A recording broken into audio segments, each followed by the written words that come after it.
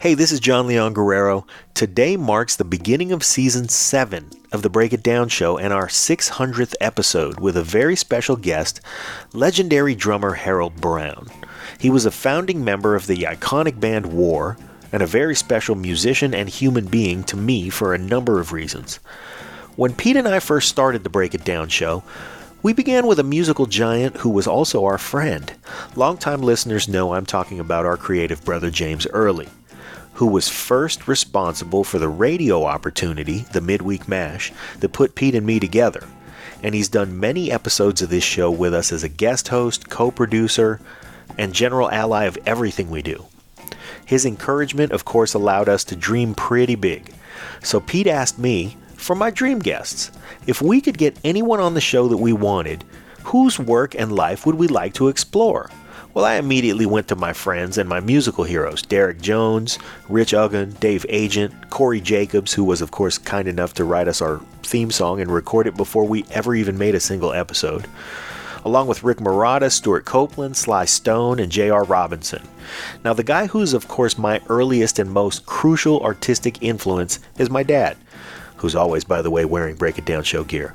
But next to him, and in large part because my dad played in bands that covered songs like Summer and All Day Music, and because I immediately took to the drums and identified with the role of the drummer, the guy whose work spoke to me even before I understood its meaning was the great Harold Brown. Now, all of the aforementioned friends and musical heroes have been on the show, most of them multiple times, and we're grateful for all of the insights they've shared. And for the first time on the Break It Down Show, for today, our number 600, we finally get to hear from and showcase Uncle HB. His work stands the test of time, is still cherished by millions, and remains a bedrock example of laid-back, funky backbeats, sparsely expressive driving Latin grooves, and a thickening agent for fatty, bluesy, southern-influenced jams, and the North Star for the band's extended exploration of uncharted territories. Harold Brown always knows and will always bring you back to one. I got to know him and his son Daryl, a spectacular drummer in his own right, currently living in Japan, who will be on the show soon as well, back in 1995, when they were both living in New Orleans. We'll cover that story with Harold in a moment. But we always wanted this episode to be special, so while I first asked him to do the show a few years ago, we waited until we could reunite in person, in the most relaxed setting, on a beautiful day, to turn on the mics and commit this conversation for posterity. Now, I want to take a minute to express my gratitude and Pete's to those of you who have accompanied us on this journey to 600 episodes. Our guests have been artists, athletes, authors, actors, academics, chefs, composers, filmmakers, door kickers, inventors, innovators, groundbreakers, and liberators. And despite our show being about every damn thing and nothing in particular, whether it's late nights, long flights, iron sights, or album fights, you've come with us. And your participation, your comments, your encouragement, your gifts, and your listenership has proven to us that these stories, whether at the forefront or deep backstage, are worth telling and include lessons from which we all can benefit. So Pete and I both thank you sincerely for listening, engaging, and sharing us with your friends. We promise to continue to do our best to keep you entertained and learning with us on these explorations of the work, lives, and personalities of all our new friends. And to our production crew, Damian, Marco, and Angel, the Macedonian Mafia, to our album fighters Mike LaPerry, Phil Green, Richard Lackey, Todd Nemeth, Scott Burford, Tony Alvarado, Dan White, and Adam Lynn, and to our co-hosts Scott Husing, Dr. Rich Leday, James Early, Pete Koch, Jim DeFelice, Wes Mabey, Kat Connor, Paul Dimmick, Eric Kleinsmith, Daryl Carbolito, Mark Valley, Fred Leland, David West, and Dave Agent. Thank you for making this show your own as well, and for continuing to give us your time and your hard work, and for helping us to get so many great guests, our friends at Roland, our friends at Tactical 16, and always Hilliard Guess, and of course Jay Moore. There are dozens of others I should publicly thank for their help, but we've got an episode to do, so let me just say that we discuss some of the music of War in this episode, and I play it for you as a reference in fair use. and in ways that prevent you from having the full work without compensation. Pete and I hope that hearing these examples inspires you to shore up your collection, and we encourage you to buy all of the great albums of War, or at least some of the singles. And without further ado, here comes episode 600 with our very special guest, someone we've had on our dream guest list since the very beginning. Here is Uncle HB, the master of the groove, Mr. Showtime himself. Triple OG from the LBC, he's uptown, all around, and always down. He is Harold Ray Brown. Lions Rock Productions. This is Jay Moore. This is Greg Proops. Lorenzo Lamas. This is James Altucher. This is Nathan East. This is Sebastian Hi, Younger. this is Juan Escobedo. This is Stuart Copeland. This is Tito Ortiz. This is Andy Summers. Hi, this is Skunk Baxter. This is Gabby Reese. This is Mick Gillette. Hey, this is John Leon Guerrero. Hey, and this is Pete A. Turner. Hello, this is Harold Brown, and you listen to the Break It Down Show. Showtime! Yes, it is. And now, the Break It Down Show with John Leon Guerrero and Pete A. Turner. We are in the solarium at the Lafayette in beautiful Long Beach with a view that goes for hundreds and hundreds of miles. And this show is one that I've been waiting for a long time. You see, because... Pretty much since the beginning. Since the beginning, absolutely. 1995, I worked at Mix Magazine, and I took a phone call, and I saw that the person on the other end of the phone call was named Harold Brown. Oh, now, hashtag that was me. That was you. And what happened that day was we talked about something. Who knows what we were talking about? Gear, something. I don't know what you'd called for. But at some point during the phone call, your gregarious nature came out, and you said, I imagine since you work at Mix that you play something. And I said, yes, I do, sir. And you said, what do you play? And I said, I play the drums. And you said, I remember this conversation so vividly. You said, I play the drums too. And I looked and I kept looking at the screen and I saw the name Harold Brown. And when you said, I play the drums too, I went, oh no. And you said, I'm in a little band called War. In a little band. And I said, Mr. Brown, besides my father, you were my first and likely most important musical influence. Well, thank you. I figured out how music worked listening to The World is a Ghetto. Wow, okay, thank you. I learned to work my dad's record player, and I put The World is a Ghetto. There were two albums that I was attached to. One was The World is a Ghetto. The other was Tower of Power Bump City, because they both had cartoon artwork on the cover. And I was 5 years old. So I went, ooh, it's a cartoon. This record must be good. And so I put on The World is a Ghetto, and I began to understand how time worked. Exactly. I began to understand the role of everybody in their instruments, and I began my attraction to the drums. Ah. And so, for my identity as a drummer, I have you to thank. Well, thank you so much. I mean, I learned from a lot of other greats by listening. Yeah. Used to love to go watch James Brown, and his crew. Mm-hmm. I'd watch them. As a kid here in Southern California, I got a chance to see and be with a lot of people. Big Mama Thornton. I remember when I was a kid, I was up there in Los Angeles at a club, The Web, and she said, come on, boy, ain't nobody gonna bother you. I didn't realize why she took to me, because she was a drummer too. Aha. A lot of people don't realize that. Okay. And she plays harmonica. Big Mama Thornton played the drums. All right. Okay. Yeah. You ain't nothing but a hound dog. Mm-hmm. And that's her music. She told me how she wrote that. She wrote it on a paper sack.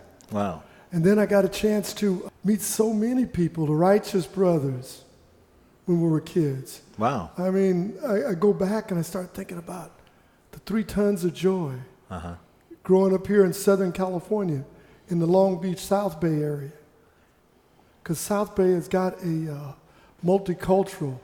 It's got a different vibe. All the cultures mixed here. Yeah, because even when coming up, as walking as a kid, I remember walking by them old gospel churches over on Anaheim Street. And it's Martin Luther King Boulevard now, but back in the day it was California. Okay. White Rose Holiness Church. The building still sits there. Uh-huh. I remember hearing all those ching-chaka, ching-chaka, ching-chaka, chinka. And then coming through and then going to more the St. Anthony's Catholic Church. You heard more Gothic kind. And then when you get to First Lutheran, you hear more. And then the Baptist churches. But then there was a lot of bars and stuff around. And you go by and you hear these little clubs, the Cozy Lounge. All of that here in Long Beach. All that here in Long Beach. Just that mix of influences from everywhere. That's right. There was a radio station over on Cerritos and 7th Street, K-Fox. And it used to be Old Texas Tiny. And it was before they had what they call race music. Yeah. Where they played all of it. You'd hear Johnny Cash, Johnny Otis, Fats Domino, Stop the Train, you'd hear, it was a mixture of all the music. And you got it here in Long Beach. Right here in Long Beach. And to give our listeners context, in the rest of the country, you couldn't hear a station that was that mixed up. No, you couldn't. Everybody was very focused. It was so narrowly focused. Exactly. And it was just either remarkable. R&B, blues, or it was country and western. Yeah, but that was that. That was it. But coming up here, I remember over 1095 East 21st Street. Yeah. In which I go there and stand on that corner, right down the street from where I met Charles Miller that sung Lowrider. Yeah. I go there and I stand on that corner. May he rest in peace. And I lay there, and I was in my bed at 1095 East 21st Street. I used to fantasize I was the drummer. I was about 7 years old. And I was laying there, and I'd be hearing different ones come on, and I'd make like I was the drummer. Big Mama Thornton, or somebody, Johnny Otis. Yeah. Which was over here in San Pedro, Johnny Otis. He was Greek. Yeah. Because he always used that clave. Da, da, da, da, da. Yeah. Da, da, da, da, da, da, da, da, da. Willie and the hand job. The hand job, yeah. Okay. He's right over there on that hill over there to our left. All that mix of influences happening right here. Right here. Latin music. African music. It was all of it, R&B, and gospel, blues, gospel. Everything. Everything was here. How'd that happen? How did that happen? Is it because it's a Navy area, or what brought all that It had a lot stuff? to do with the Navy. Well, in the early periods. Okay, listeners, we'll get back to that, but I want to start from the beginning, where Harold Brown came from. And for context, I'm from Guam. Most of you guys know that. I bring it up all the time. It's a beautiful island, and we love music there. It's way out in the Western Pacific. If you don't know where it is, it makes a triangle with Japan and the Philippines, where each side of the triangle is about 1,500 miles, so you can find it on the globe. Anyway, like I said, we love music, like most island cultures. And we have a lot of musicians in general, but for some reason, so many of us are drummers. I'll let Harold tell the story. When I was born, March 17, 1946, right over here, my mother was on the roller coaster here in Long Beach. Her bag burst. On the roller coaster? Yeah. Okay. And then she come right over here on 3rd Magnolia, down where we see City Hall. It was Seaside Hospital. My daddy was working over there at the Port Authorities. When I was born, about 2 p.m. in the day, he backed up his car accident and knocked one of the motorcycle police off his motorcycle. He was on the bike. He was on there with the motorcycle police. He knocked one of them off his bike trying to get to me. They didn't bother him, Okay. So then he gets over here to the hospital, and they named me after the man that saved my father's life, Lieutenant Harold Ray Jameson, November 1944, on Gun Beach, when he got wounded with a hand grenade and a machete. Oh, wow. So when Harold got him patched up on Gun Beach, my father and I stood there on Gun Beach in Guam. That's where I'm from. Oh, you are? Yeah. I've been to Gun Beach. Well, then that's where that's where it all started for me. Wow. See there?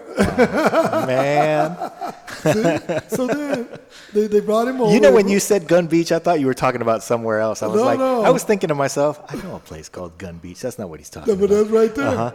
So, That's where he stood on the beach there, and he told me the story. yeah. And then what I did, I took him to Saipan. We went to Japan. And then him and I came to Hawaii, and they brought him into Oakland. Okay.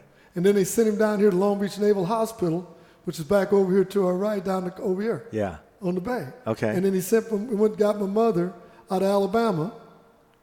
Wow. And brought her out here. Yeah, I brought her because he was there and he was... And you settled here. Yeah, and he was there in his uniform. And so you were named after Harold Ray Lieutenant Harold Ray Jameson. Harold Ray Jameson. Lieutenant Harold Ray Jameson saved your father's life. Right. And you were named Harold Ray Brown after him. Right. And so now you have also that obligation. Right. I'm carrying the torch. Yeah. Wow. That's why, I carry myself a certain way. Yeah. It's like, I'm the oldest out of 5 boys, and I'm the only one still here. I say, holy Jiminy. Is that true? That's true. Wow. I'm the only one. And I ran with Jimi Hendrix, Bob Marley. Yep. Tupac wanted me on his last album. I looked, yes, I tried, Wait, I want to tell our listeners, Jimi Hendrix's last public performance before he passed away, you were on the drums. I was on the drums. I'm standing, we got up there. Well, the night before that, him and I were in Soho District. Okay. In London, behind Ronnie Scott's. All right. He was in front of me, had his crushed velvet hat on and his crushed velvet jacket. He's in front of me, he says, Being Brown, Jimi Hendrix. Okay. come with me. I said, where you taking me, Jimmy? Come follow me. I'm going to take you show you how to eat when you come to Europe. We went down and we went to an Indian restaurant. We had chicken tandoori. Uh-huh. What year was this? This is just day before. Just before he died. Just Yeah. before. Okay.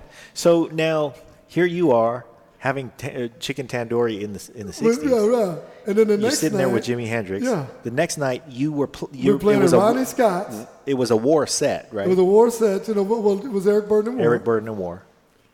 I'm playing. Uh-huh. He's standing over my shoulder Okay. on my left side, talking in my left ear. He said, yeah, Brown. I'm doing a shuffle. I'm going, Yeah, Brown. Right there, Brown. He's talking Laying in in my the left pocket. ear. Yep.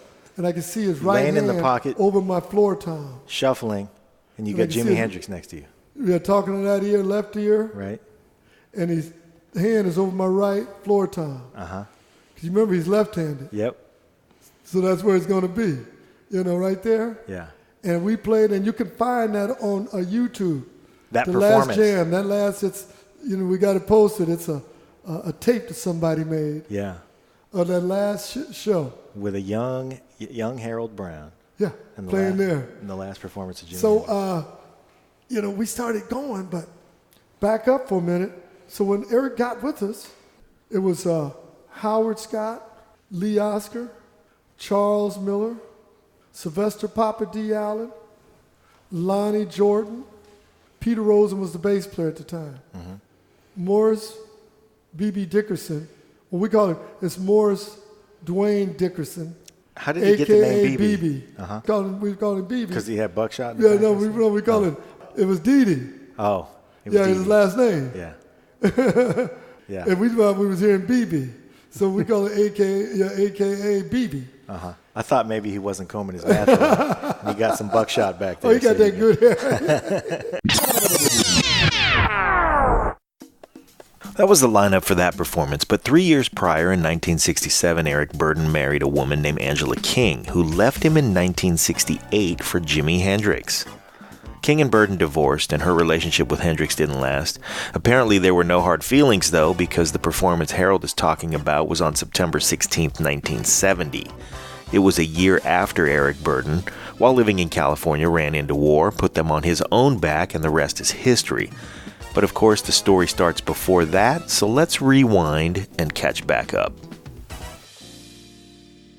We were going to be playing at the Thunderbird Hotel in Las Vegas. We got this gig, $500 each. Hey, If you back in that time, in 1960, some when was brothers out of Compton, San Pedro, Long Beach. this? A $500 gig in Las $500, Vegas. We go, whoa. And I've been blessed because I don't gamble. I gamble on me, but I don't play slot machines and stuff. And then all of a sudden, we were getting ready to do this, our big break, and then Howard got drafted into the Army. He got drafted. Bobby Nicholson, who's our trumpet player at the Yeah. time, he's no longer with us. And then by that time, my business and stuff had kind of started dwindling because I wasn't actually there running it. Right? I let other You'd people let it run go, yeah. So all of a sudden things happen, and here's the thing that, I see how God has a master plan in the Spirit. And this is one of my big shout-outs. We got to get back in the school systems. We've got to get music back in the school, standupformusic.us. I'm on a big push, and all the people, the politicians I run into and talk to, we need to put machine shops back in the school. Seriously. Yeah. Machine shops, wood shop, Yep. art. Yeah. Because thank God I had metal shop, Yep. and wood shop. You could do things with your hands. I could do things. Yeah. And let's make sense of this, though. It's not just the fact that you could do things with your hands and that you could make things. It's that it gave you a basis for making sense of everything. Everything. Because, see, when I came out, I said, okay, now what am I going to do? I was still living out, by Pomona with Papa D.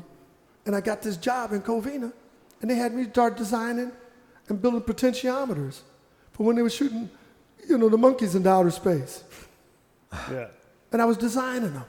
Because I could write blueprints and I could do it. Yeah. The next thing I know, I'm working and I'm making like $400 or $500 a week. Damn. As a machinist. Yeah, in the 60s. In the 60s. Yep. Because that's what Papa D did when he seen me in Pomona. Uh-huh. Harold, what does a young man like you do to own a house like this?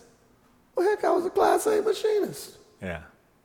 And I was in the musicians union. So then, Howard finally came on back. How long was he gone? He was gone about drafted 4 into years, about Vietnam. 3.5, Did he 4 actually years. go to Vietnam? No, he didn't. He spent most of his time Oh, thank goodness. Uh-huh. yeah, in Germany. Okay. And his tank did flip. And I got a call and I got a message that his tank had flipped over and I started crying like a baby. And he got injured from that, And then he's getting ready to take a job over here at Torrance Hospital or something, one of the hospitals. I don't know, it's going to pay him something like $4 or $6 something an hour or something. I'll tell you what, Howard.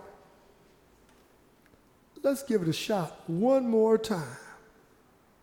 Now, see, that's where I had the advantage of being the oldest out of 6 kids, being varsity captain of our cross-country team and our track team at Long Beach Poly 3 years straight.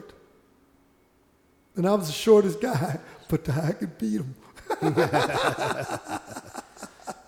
I learned the tenacity of sticking at it. And I get back behind everybody, and I said, let's go for it one more time. And if we don't succeed this time, You're talking about putting a band together. yeah, let's start back together. Now that Howard's back, you're Yeah, going to give it because one first our more band shot. was the Creators, Uh-huh. because we created music. The Creators. Yeah, we call ourselves the Creators. And at some point, you had become night shift. That's because I was working in the steel yards at night. Okay. And seeing that's how I was making all that money. Right. Because at night, they didn't just pay you regular time. Right. They paid you time and a Pays you half. nighttime, yeah. So I'd be making about $9, $10 an hour. Right. And back in those days, I'm cooking, Yep. Yeah. And I only had to work 6 hours a night. That sounds pretty good. How old were you at this point? You're still in your early about 20s. 21, you know. Okay. So people say, never burn your bridges behind you. Yeah. No. No, Art some of War. people say that. Yeah, but Some people say, Pete doesn't say that. Some people say burn the ship and jump off the cliff. Jump off and but the burn it giant, behind you. Art of War, Son 2 says, Uh-huh. if you want your troops to march forward, they burn the bridge. That way, Yeah. if you want to go home, you go that way. Yeah. Okay. So what I did, I sold off all of my tools, my machinist tools. We're going one way. That way, if things got tough, Yeah. I couldn't cop out and go backwards. Right. And I didn't have a set of drums, so I was looking in Spiegel's catalog. He's talking about putting the band back together. They don't even have drums. Doesn't have drums. Right. So Go then ahead. I go and I'm going You to looked in the Spiegel's Spiegel catalog. catalog. Yeah, because we didn't have Guitar Center back then. Yeah. Talking about the spirit moving you. Right. So I went and got the Spiegel's catalog, Uh-huh. and they had a set of drums in their Pearl set for $199. I said, well, I'm going to get those. Yep. I'd go up on Sunset, to record, but guys would see me coming in with those drums. They'd laugh at me. Hee hee. They laugh. I got the last laugh. Hee hee hee. When you hear Spill the Wine, Yep. I did it on them $199 drums. Wow. People always come to me, well, if I had this kind of instrument, I had this, I can make this. If it don't have that swing, it don't mean a thing. Yeah. And I did it on those $199 drums. And we were playing different dates, we had dates. It wasn't quite working. I knew I had to have my wife, my first wife. You were already Do. married at that point. Yeah, I was married, Doretha. She go by Do. Okay. And we had 3 kids. I had my oldest son, Harold Ray Brown II, Daryl Lewis Brown. Yep. I love them both, so I said Harold and Daryl. Okay. And then Janice. All right. And then Siobhan, So they're about to kick us out of our house. I knew they couldn't kick us out of our house for at least 9 months to a year Okay. over in Pomona. So I said, okay, it looked like I'm going to have to break down. I got to go get a job. So they had these things for Thrifty Drug Store, and they wanted to get guys to train them for, managers. I could run a place like that, you know. So then, it was before affirmative action. It was up above Hollywood, Thousand Oaks. Where you go, and I went up there, and when I got there, they looked at me. You're at the wrong one. You want to go to the one over here by Dorsey, Crenshaw District, Baldwin Hills. That's how the Spirit worked. I come down the hill. I got close to Sunset Boulevard. Okay. And I had to take a pee. And I go by Liberty Records, which later became United Artists Records. Okay. Across from Hollywood High. So I started thinking about it. I got going down. I said, I wonder where Marshall Lieb is. I'm probably down to about $7. This is what I got. To this day, I still carry $7 on me. Yes. I always carried a 5 and 2 ones. I said, I wonder where Marshall's at. Because when I had my body and fender auto detail shop, he was living up there in Hollywood off of Fairfax, and I was the only one he'd let touch his Ferraris. Okay. And clean them. I didn't know years later until they called him the godfather of hot rods. And then they used to show up over at Disneyland and stuff. They would show off his Ferraris and stuff. So I said, I wonder where Marshall. And I'd go in the studio. So you knew you were in his neighborhood. Yeah, I was up there and I knew, and he used to have me recording for him, overdubbing, like last night. That's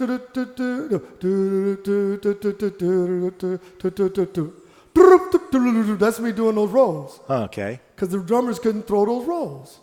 So he'd have me come in there. He's the one that produced What the World Needs Now, is Love, Sweet Love. Yeah. He produced that music. Okay. And I used to go up there. So anyway, I go looking for him. So I go and You're supposed to go down the hill and go to the other store. You start And I your went there management literally, training yeah. program instead. Instead, I turn off on Sunset Boulevard. Still following my dream. Okay. So I go walking in there, and there's the ladies sitting This is in the what hair. Pete would do, by the way. Yeah. And they had all these hairdos, look like Lucille Ball type hairdos. Okay. And she said, oh, he's not here. Can I use the rest? Sure.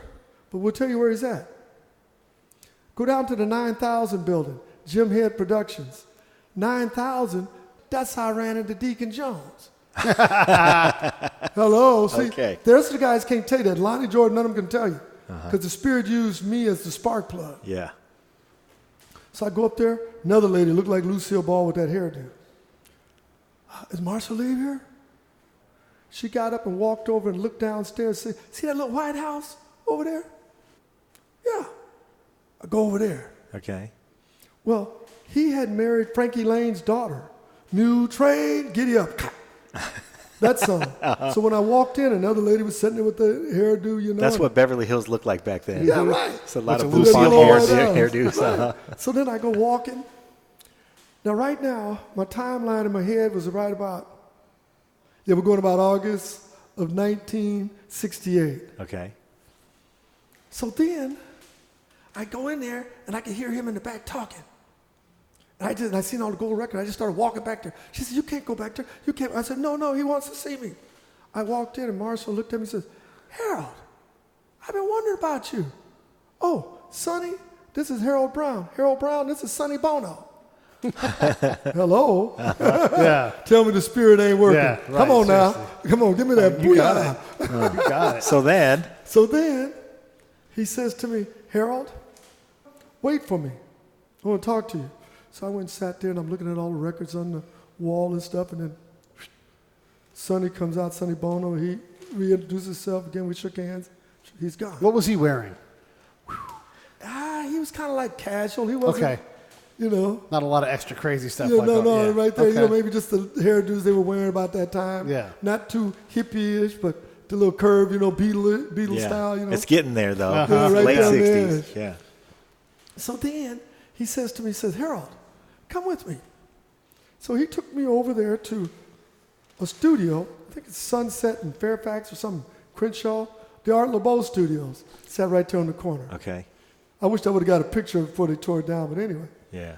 I go there, we go upstairs, the studio. I'm sitting there with him, all of a sudden the phone rings. Ring. Oh, Timmy, you need a drummer? I got one of the best drummers in the city right here, right now, sitting with me. He writes down this address for me. It's on Kings Drive. take off heading towards Beverly Hills, just where you get to where the old House of Blues used to be. Head up Kings Drive, going up towards Beverly Hills, going up the hill, and I got there, and there was this big old huge mansion. I said, whoa, my luck is changing. I go in, I see all these guys sitting there telling them, well, I need this, well, we need guitar picks, well, we need transfer. It was Timmy Earl, the famous jazz singer. Okay. See, when Pete and I would pull up to a big fancy house, we wouldn't think our luck is changing. We would think these people need their sofa moved. Yeah. We got $7 for half a sandwich each. So I'm sitting there listening to these guys complaining to Timmy Earl, famous jazz singer. And I says, I'm not leaving my band for this. No way.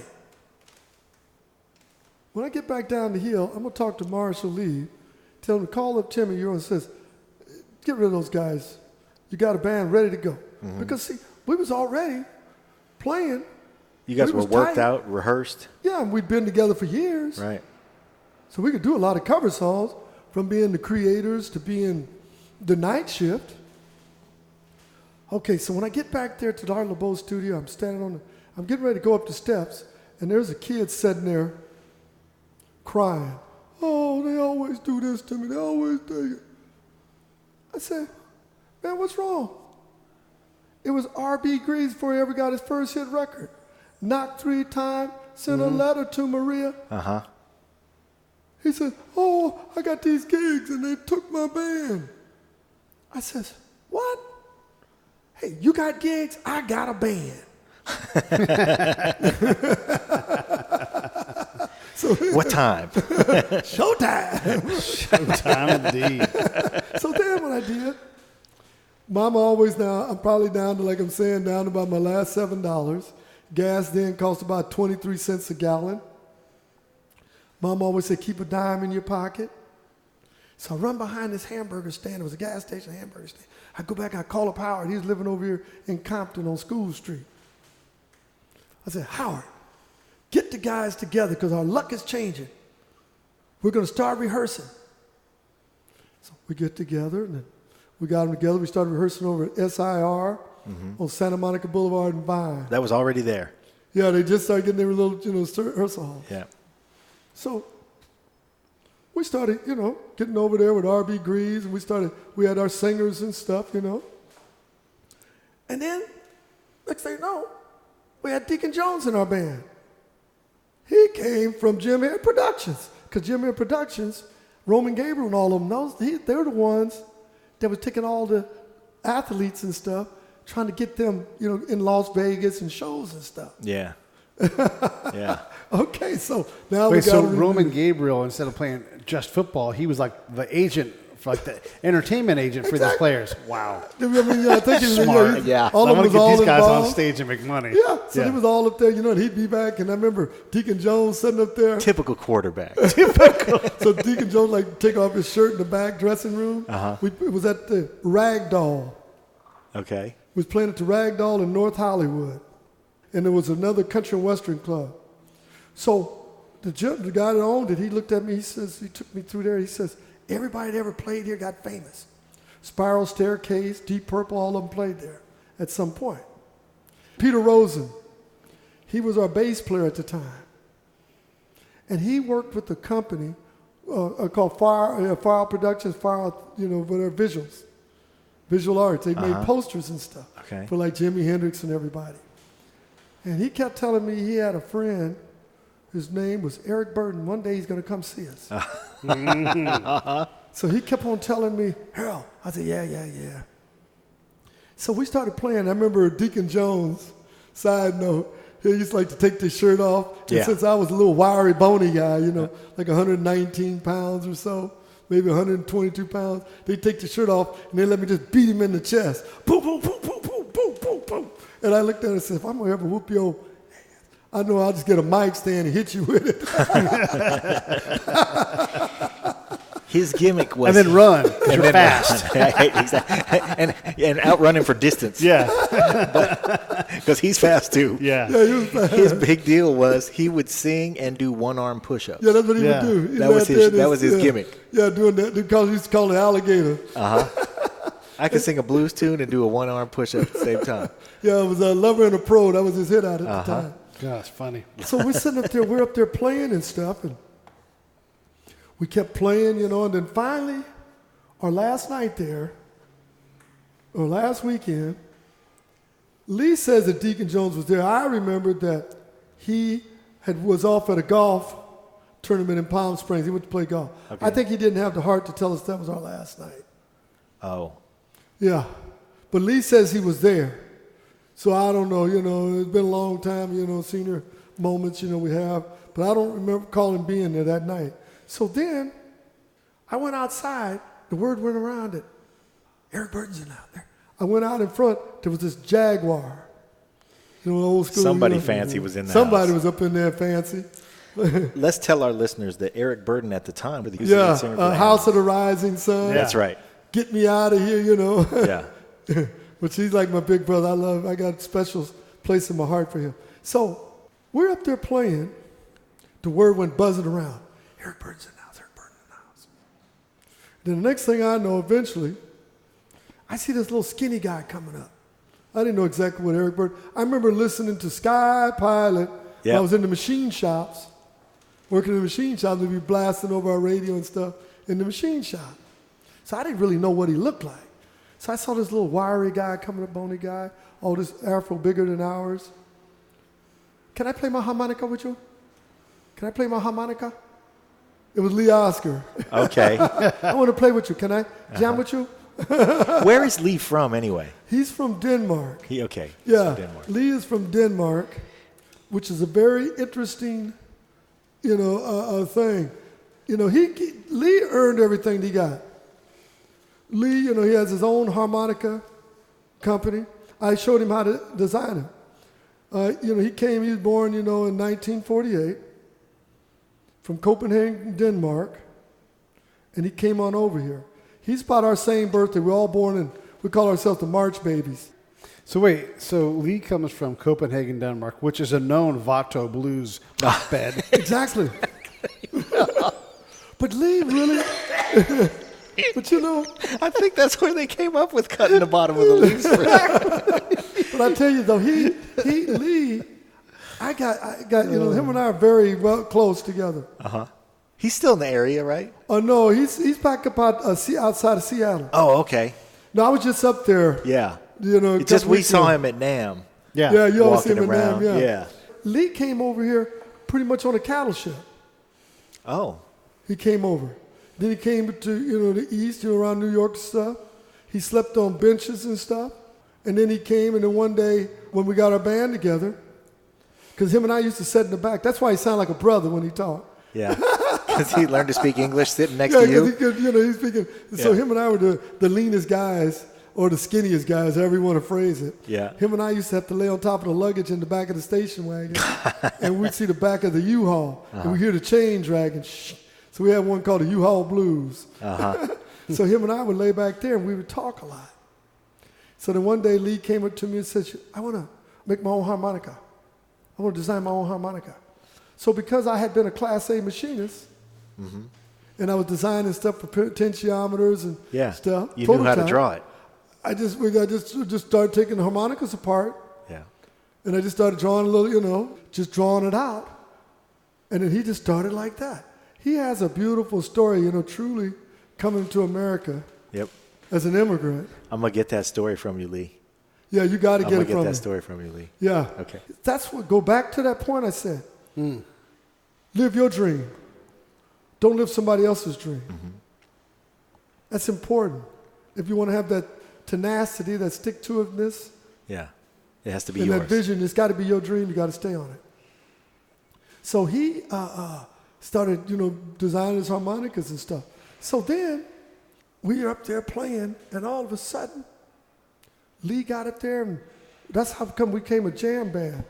That's what I loved about Eric. When we got together, Eric would just come out and start banging on a cowbell. Right. Just start you off. And we just started jamming. And then so Lee came, can I play my harmonica? So we started playing like a blues. Okay. And then we were, I thought you were talking about Eric Burton when you said he was walking up. no, that was Lee. It I was didn't Lee. know. I didn't Okay. know with Eric, but it was Lee Oscar coming Right. up. Yeah. And he came up with his harmonica. I think he only had one. I think it was key of C or something. He just got maybe lucky D. that you were in the right key? Yeah, well, because our guys were, and then when we was rehearsing over at SIR, my big brother, Charles W. Miller, he lived a few doors down from me over there on Lemon Street. Okay. He heard me beating on my down the drums in my street. garage. He came and said, and he asked me to play in his band that he had. Okay. But then I was like 7 years younger, because if Charles was still living with us today, he is spiritually Yep. and musically. If I'm 73, he'd be like 80 now. And then he graduated from Long Beach Poly. Are you 73? Yeah, My goodness. I know. That's what everybody, I had to show my ID to get my senior citizen discount. That's what I always do. Charles Miller, just for our listeners, because I got to sprinkle these in. Charles Miller was the voice that sang on Lowrider. Right. All my friends know the Lowrider. Yeah, he was the main inspiration towards that. So he heard me playing, so I was in his band for a little bit. By me being so young and in school, he got somebody else. So luck would have it, the way the Spirit worked, we're rehearsing at SIR. That's a nice place to rehearse, by the way, because you never know who you're going to run into. You never know. Because everybody rehearses at SIO. And we're trying to put our horn section together. Okay. And I look, and there's Charles come walking through out of a rehearsal. Of course. I said, "Whoa, you're just the person I'm looking for. We need you." Because he was a football player and a distance runner, track man over Long Beach Poly, but he was in the band over there. So he knew how to put the parts together, if you had horns, trumpets, and so forth. So then, he's the main guy, and then we're up there playing that night, and Lee got up on the stage. We started off playing we was in a blues, we just playing and then shuffles. Uh-huh. The next thing I know, we're going da, da, da, da, da, da, da, da. And we must have played about a jam that must have lasted 25, 30 minutes. We went through all genres of music. This is what happens when you let a distance runner play the drums. Mm-hmm. That's right. You get into a That's what I tell 25-minute people jam, and the clock is running. Right, it's running. Uh-huh. You got to be. Yeah. Because I even now, when in our building here at the Lafayette, I take the stairs. Oh, good. I take the stairs because it keeps my legs tight, Yeah. We got a gym, and I walk a lot down to the beach, and I walk from here down to church and down to school. Well, you clearly walk a lot because you can't go 2 blocks with Harold Brown and not run into 15 people that he knows. So it's not like you are not present on these streets. Then all the homeless, the police, we be saying, Yeah. police look at me and say, that's the man with all the beats. Yeah, that's right. So I can interact, if there's young people and the police talking together, and they see me, and they know, Yep. or the homeless, and they look at everybody, and I'll ask the homeless, can I help you with something, help you move your stuff, or can we do this? And I look at everybody, just do the right thing. Why don't we all just do the right thing? Yeah. Yeah. And that's the way, So then, all of a sudden, we did this jam, and next thing I know, everybody's standing on top of the tables over at the Ragdoll, just going crazy. We went in the back, our brothers were doing. We started giving high fives. We knew we tore it up. So the next thing we're back there, and all of a sudden, somebody wanted to speak to us. It was Jerry Goldstein, Okay. JG. Jerry Goldstein. He comes back there, he had the hippie kind of hair, and I love him too. I mean, he's in the, he's its own Hollywood shuffle, but I love him. I got no dislikes for him. Okay. He comes back there and he says, We're going to come back to that, by the way. he comes back at me and he says, that was really great. We could probably get together and do something. Mm-hmm. So they invited us to come up, the next day, up there in Beverly Hills somewhere, Laurel Canyon, Yeah. Benedict Canyon. Benedict Canyon. That's on the other side of, Beverly Hills and stuff. So Yeah.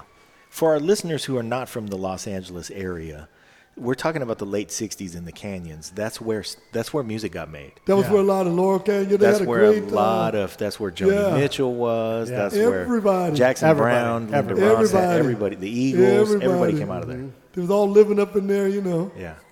and they're living up there in the hills. Art Garfunkel. Yeah, Yep. everybody. Oh, this is part of the action around here. I had to get you. So you want to be back in the city, huh, Harold? Uh-huh.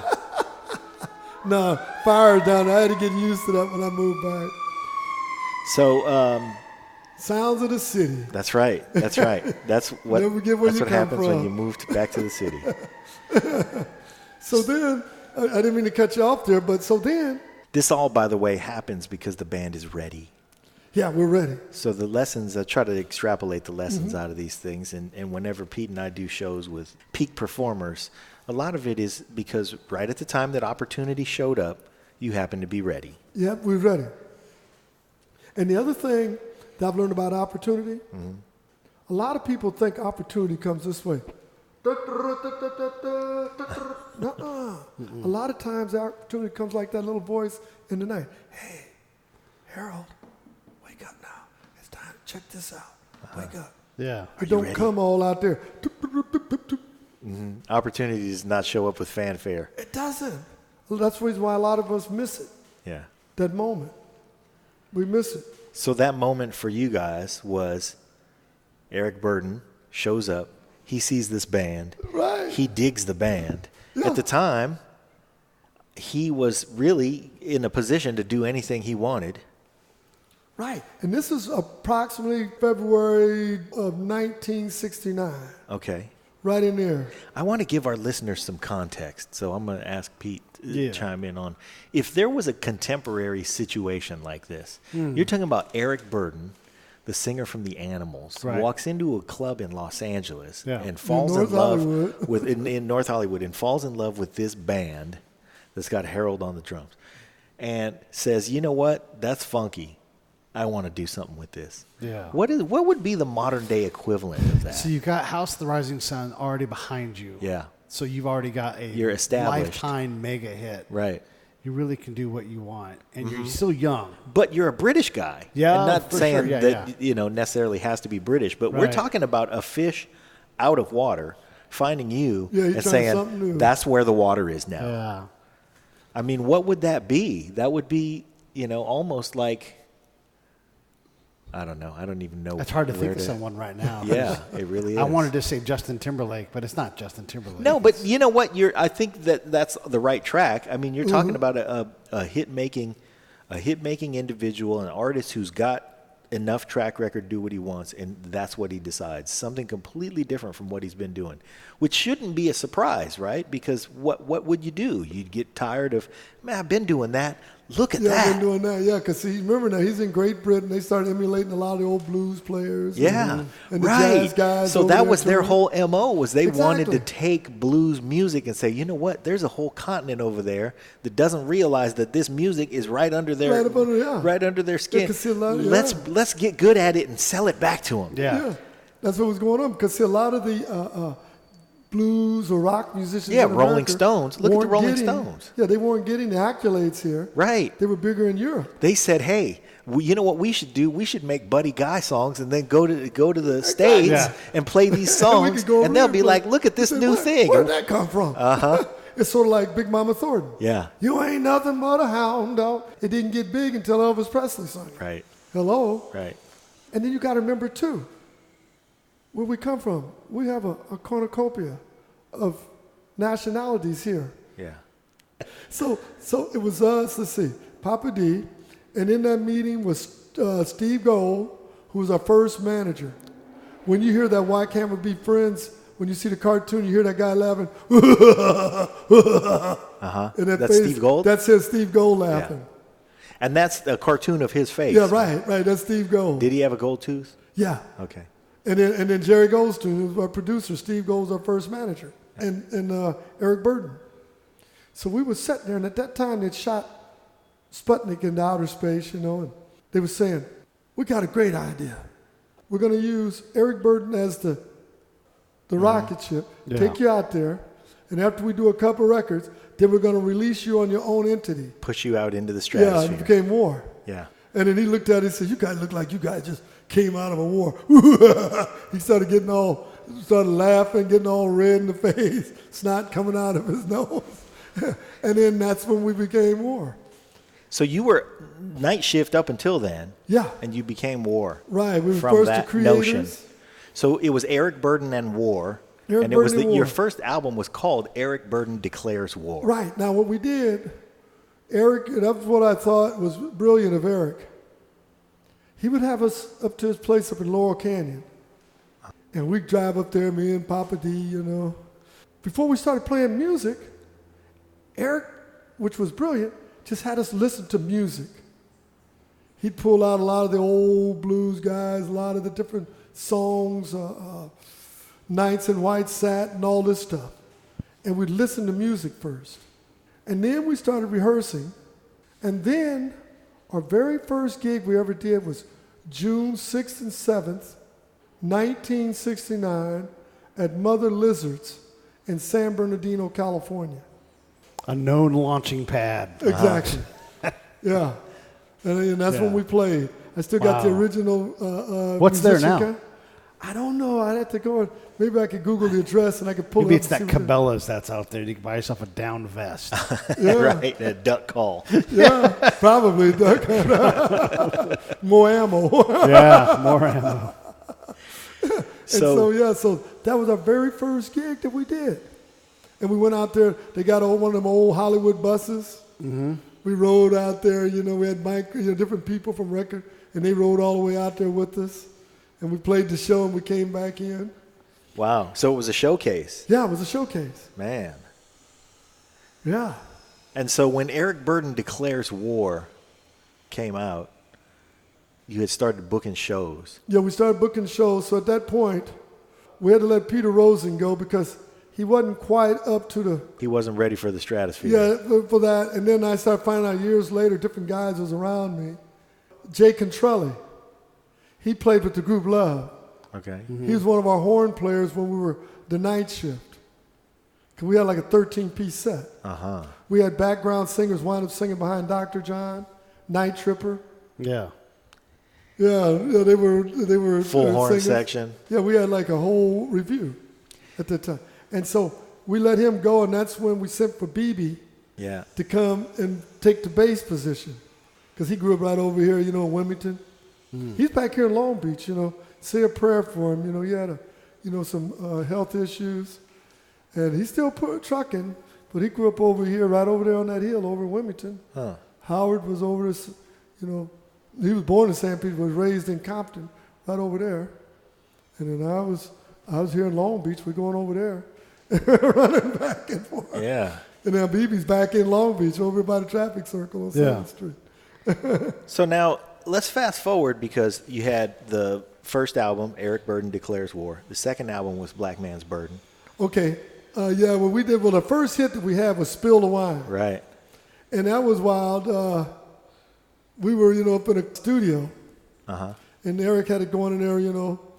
Already a rock star. Yeah. Doing rock star stuff. Yeah, we were up there recording, you know, and stuff. And then Lonnie was in there and we was drinking wine. We used to like to leaf milch. Mm-hmm. Like, it's hard to find that. Yeah, it's hard to find that. It's hard to find that. And then Riesling is one of my favorite wines right now. And Lonnie, you know, he was very, like, animated, you know. He's still animated. And he did his arm like this and bam! Knocked the wine over. And it went over and filled in the console and they pushed that out. We had to go into Studio B from Studio A. Oh, no. And then we had done a Latin thing. Yeah. And then that was kind of pretty much what inspired, you know, Eric. And then we built a little tent, and then he'd go in there, you know, and him and his lady was sitting there singing. Did he improv those verses were bananas. Like an overfared, long-haired, leaping gnome. And he's just making up stuff. Was he just making up? Did he write any of that down? There was LS, you know, people was taking different, everybody was tripping. you know, stuff. I remember the first time Eric and I was cruising. First time I ever tried it. We was on Highway 10, and we was out there with something, Blair, and there was a fruit stand. Mescaline, I think it was, or something. I took it, and I took it, and it broke on me, and I'm in this fruit stand. And that's when I started seeing pretty colors everywhere. I tell you, I stopped doing it when I looked and saw the walls like they was moving and melting. Yeah. That was it for me. Wow. I've been blessed, though. I've managed to come through all the drugs, and God delivered me from it. I never had to go to any phony farm. That's amazing. That's what amazes me. Yeah. Seriously, yeah. The oldest boy, the only one still around. You made it through all of that. Yes. I'm not going to lie. Yes, No, you're I too tried honest. all of it. You're too honest. We know that. That's what my mother said. You're California, you're too honest. Yes, I tried it. And then I tell people, I was over to school working, with the kids, and one guy came up to us, a homeless. Well, they'd given me this stuff. I said, my friend gave it to me. I says, that ain't your friend. If they giving it to you, that ain't your friend. Yeah. Because I remember guys used to be me and Howard, we'd go up there and they'd want to give us Coke and stuff and making like they was a friend, and then it hit me. One, I didn't like the way it made me feel. It made me become an introvert. I'm an extrovert. I'm out. See? Yeah. But the other would make it, and then I know people be running around going in closets and hiding from each other and stuff. Yeah. Not being an expense and stuff is crazy. So I just, through time and stuff, I just elevated myself above it. Now that marijuana is legal in California, I don't even remember last time I ever smoked. So now, I get, being back at home here in Long Beach and going along and going down here and walking to the store and walking the streets or sit down and help a homeless person. I have one over here, I got her Sue. She walk around and she just go, oh, and do that, like she's just talking, to stuff. And I started talking to her. And then when Christmas came, the Spirit told me the last Christmas I had was beautiful. The Spirit said, Harold, just go get a couple of $100 worth of 20s and find people sleeping in the alleys home and just go give it to them. Yeah.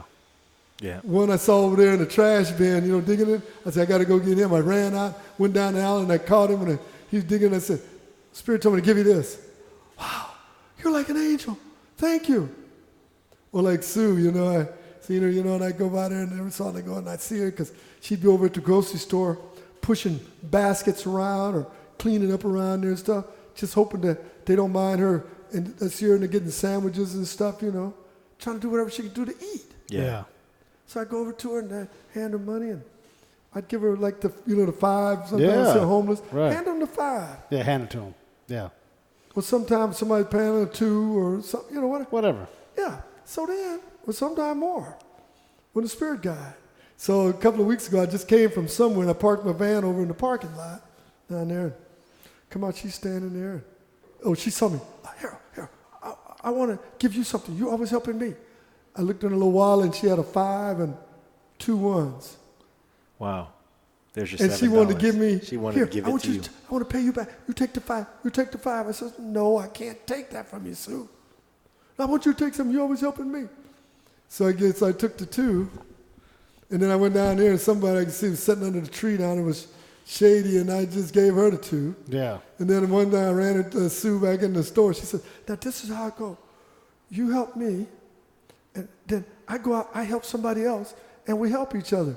So we got this thing going on kind of in our neighborhood. Nice. Yeah, everybody's where paying all it of us forward. going and paying it forward, helping each other. Yeah. Because you never know. You never know. You never know. I remember years ago I was in my Porsche, 911. Eric Burton got me my first Porsche. He gave me his 911. It was a 1972 or something. It had, had to let the top down kind of thing. I'm up in Main Street driving down, and I looked, and there was this Marine on the side of the road hitchhiking. I said, Marine, what you hitchhiking for? I got to get to Camp Pendleton. I'm AWOL. Oh, boy. I says, throw your bag in the back. I'll take you down to Camp Pendleton. I wasn't doing nothing. We drive on down. We get to San Clemente. I got us some, Italian. We got some spaghetti and stuff. We had a little wine. I gave him some money. I go on Camp Pendleton, stayed there with the PFCs. We played basketball a bit, and I drove on back. Now, years later, I'm way up here by San Dimas on Route 66. My brother Kenneth, who is no longer with me, he's the first one to transition. I don't say die, I say transition. And he and a buddy needed a job. Well, we're up there on Foothill Boulevard by San Dimas, going down, over by the railroad tracks, I see a pottery shop. I said, let's go in and see if we can find you a job. We go in there. Who is the personnel director? No kidding. Smokey, the Marine I picked up. Oh, no kidding. He looked at me and says, Harold Brown. We're at least about 190 miles away from where we seen each other last. Yeah. He says, whoa, your brother need a job? His buddy, they hired. He was the personnel. He hired them both right on the spot. Wow. Yeah. See, so I learned that really quick.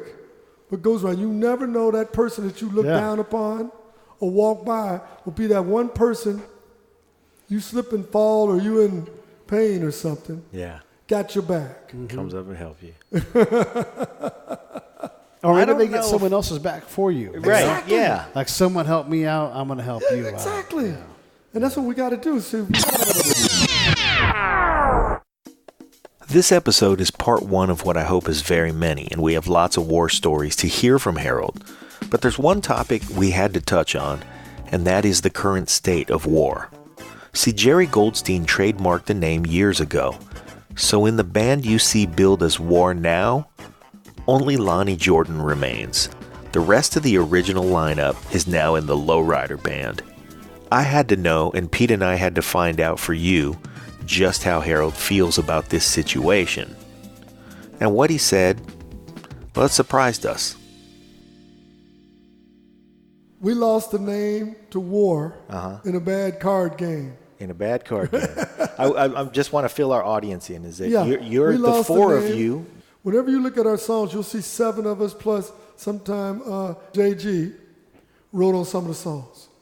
When you see all of our names, when we were down in El Paso, Texas, back in '65, and we was on our way back, we didn't get that gig to be with Otis Redding. Yeah. We ran out of money, and I had to send home for money to get all of us back from El Paso, Texas, back to Southern California. Wow. So when I got the money, I took everybody over to Juarez, and over there you could get a half a chicken for $2, you know, or $1.50 back in those days.